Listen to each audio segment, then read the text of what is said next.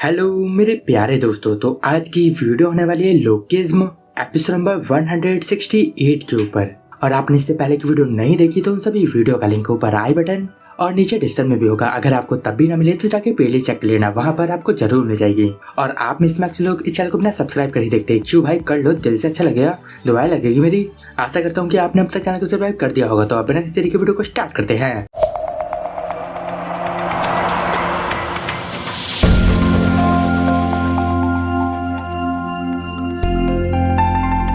Episode की शुरुआत में जियो को पुलिस ने अरेस्ट कर लिया था। वहाँ डिटेक्टिव जियो से बोल रहा था, तुमने बोला कि ये कटर डैनियल पार्क का है और तुम वहाँ इसलिए गए थे ताकि तुम उन्हें बचा सको। तुम उन्हें गिरा नहीं रहे थे बल्कि तुम उन्हें बचा रहे थे। और वहाँ बाथरूम में जो खून के धब्बे मिले हैं वो भी तुम्हारे हैं। वो कपड़े तुमने वहाँ इस वजह से छोड़ दिए ताकि किसी को तुम्हारे ऊपर शक ना हो, क्योंकि ये सारी चीजें तुमने नहीं करी हैं। तो अब वहाँ जियो बोलता है, हाँ मैं यही बोल रहा हूँ, सच में मैंने उन्हें धक्का नहीं दिया, मैं तो बस उन्हें बचाने की कोशिश कर रहा था। शायद जिसने मुझे देखा होगा उसे शायद गलतफहमी हो गई होगी। वहाँ जियो सोच रहा था, अब से मैं जो भी बोलूंगा काफी सोच के बोलूंगा, क्योंकि मुझे लगता है कि ये सिचुएशन काफी सीरियस हो चुकी है। अगर मैं इस डिटेक्टिव को बेवकूफ बनाने में कामयाब हो गया तब मैं इस प्रॉब्लम से आसानी से बाहर निकल जाऊंगा। और अब वहाँ डिटेक्टिव बोल रहा था, अभी तुम्हारी एज 18 से कम है, इस वजह से हम तुम्हें इंटेरोगेट नहीं कर सकते। तो वहाँ जियो बोलता है, तो क्या अब मैं घर जा सकता हूँ? डिटेक्टिव बोलता, क्या घर?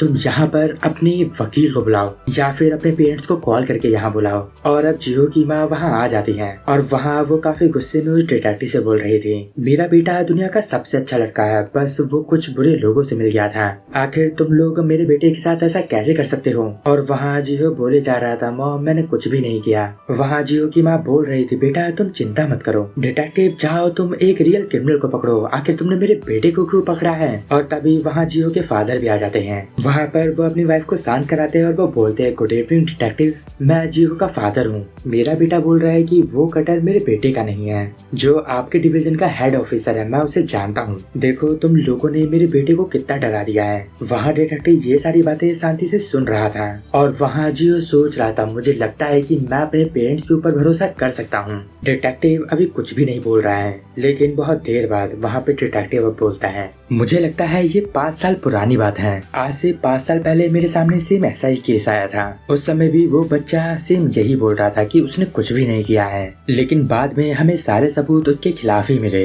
उसने गलत इन्फॉर्मेशन देके पुलिस को भटकाया भी था, इस वजह से वो सीधा जेल में गया। उसकी एज भी सेम तुम्हारे जितनी थी, लेकिन अभी वो 23 साल का हो चुका है। वहाँ जियो के पेरेंट्स चिल्ला के बोलते हैं, क्या तुम मेरे बेटे को डराने की कोशिश कर रहे हो? क्या तुम्हारे पास कोई सबूत भी है? तो डिटेक्टिव बोलता है, क्या सबूत? ये जो कटर है ना, इसके ऊपर तुम्हारे बेटे के फिंगरप्रिंट है और इसने चाकू के ऊपर से अपने फिंगरप्रिंट मिटाने की काफी अच्छी कोशिश करी थी, लेकिन वो ब्लेड को नीचे करना भूल गया था, तो ब्लेड पे इसके फिंगरप्रिंट आ गए। और वहाँ जियो ये सुन के काफी शॉक्ड हो जाता है। और अब वहाँ डिटेक्टिव बोलता है, हे इंस्पेक्टर किम, इस बच्चे को जेल में डाल दो। और अब जियो को जेल में डाल दिया जाता है। वहाँ पर जियो की माँ चिल्ला रही थी, वो बोल रही थी, मेरे बेटे को वहाँ से बाहर निकाल दो। और वहाँ वो पुलिस वाला बोल रहा था, मैंने बोला ना यहाँ जेल में पेरेंट्स अलाउड नहीं है। और वहाँ जियो के फादर बोलते, जियो तुम चिंता मत करो, इस डिस्ट्रिक्ट के जो चीफ है उनका कजन वो मेरा दोस्त है, मैं तुम्हें यहाँ से बाहर निकाल के रहूंगा। लेकिन वहाँ जियो काफी डरा हुआ था,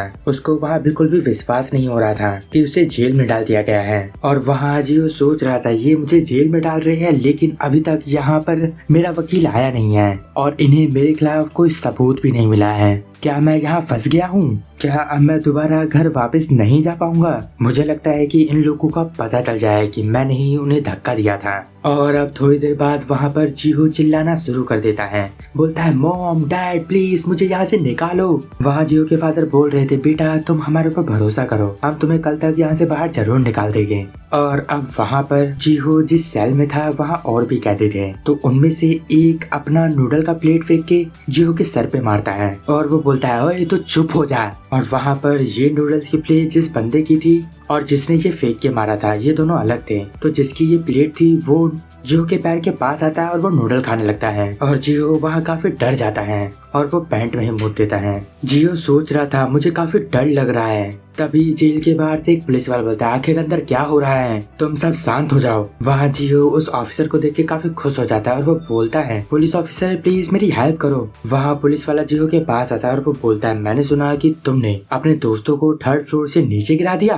तुम जैसा इंसान सच में एक ट्रैश है और अब कल तू यहाँ से सीधा जेल में जाएगा।